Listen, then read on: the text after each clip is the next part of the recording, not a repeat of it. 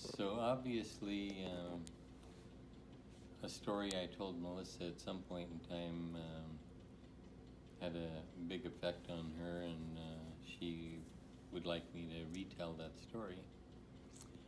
I'll lead into kind of the description so that you understand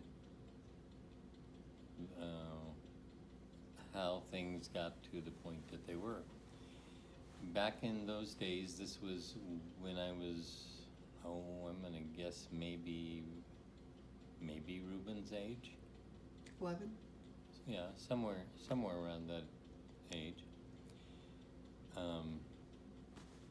The Native Americans that lived out near the farm, and that both my dad and my grandpa rented farm ground from, would always come to the house, and instead of collecting their rent check once a month in Pine Ridge, which would be the appropriate way to do it, they would always come out and want an advance on their rent.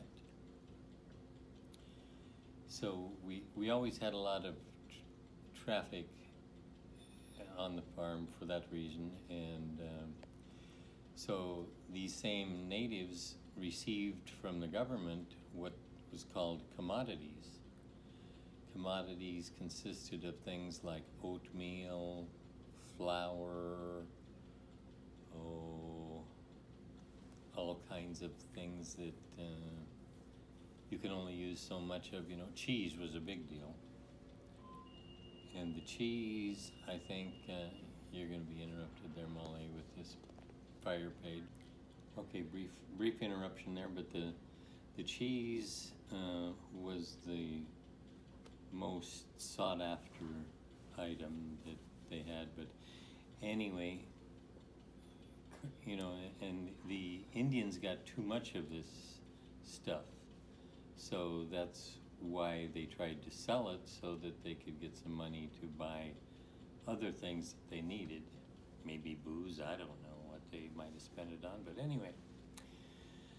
So over the years, the basement of our house out there, which was basically concrete floor, concrete walls, under a portion of the house, the other portion, there was a hole in the wall where it was just a crawl space to get underneath, and nobody went in the crawl space because there's probably spiders and things in there, Anyway, so the basement had got overloaded with commodities, and that attracted mice from the farm, not only into the warmer house, but a treasure trove of stuff to eat.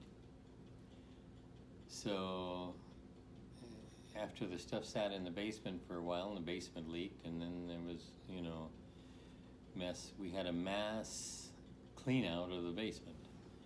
So it pretty much got cleaned out wall to wall. Everything goes. So there were still residual mice, I suppose, hiding up in the crawl space.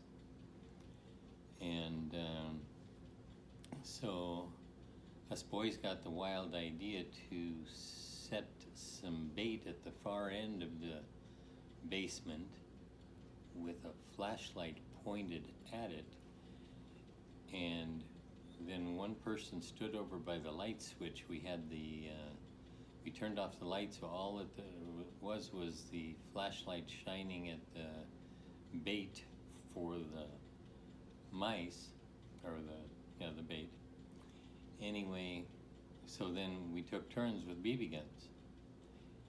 And so when we spotted a mouse, then, near the spotlight, I'll call it, the guy over at the light switch would flip the light on and, give us better light for shooting our BB guns at the mouse.